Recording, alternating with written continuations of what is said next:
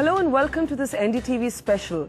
Exactly a year after the 26/11 strikes, is India really any safer?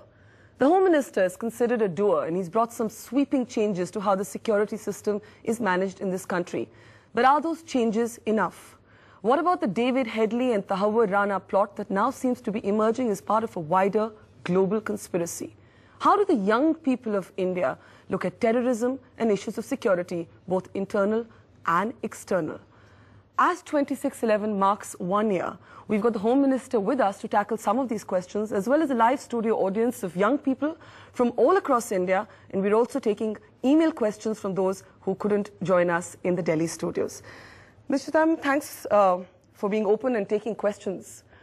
Not very many people are willing to sort of face the heat, as they say. But you must be quite used to the heat, in a sense, given the circumstances in which you took over.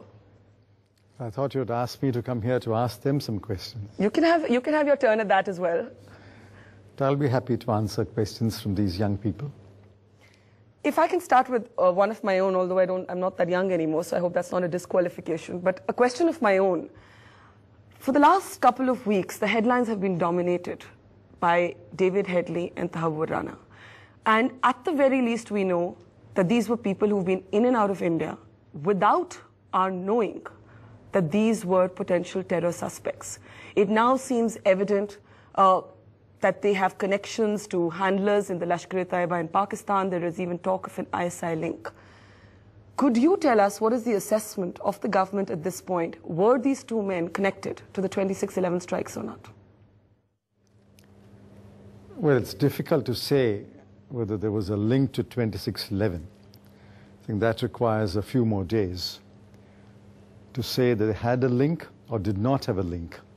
But clearly, Headley, Rana and others associated with them were planning something in India. Whether it was 26/11 or something other than 26/11, I'm not in a position to say at the moment.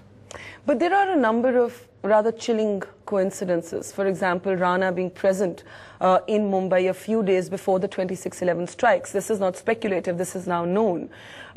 People like Headley coming in and out of India 9 times, phone calls that established direct links with the same handlers who were involved in the 26/11 strikes. Is it your assessment at the very least that they are linked in some ways to a wider conspiracy and do connect to the Lashkar-e-Taiba? I can't speculate. All I can say is we are investigating.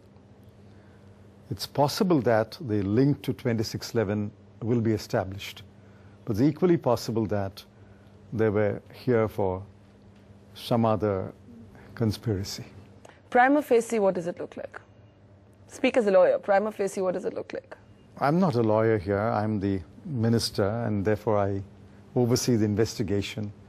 We can't come to any prima facie conclusions. We have to come to a conclusion, and that we will come to that conclusion in a few days. Tuba.com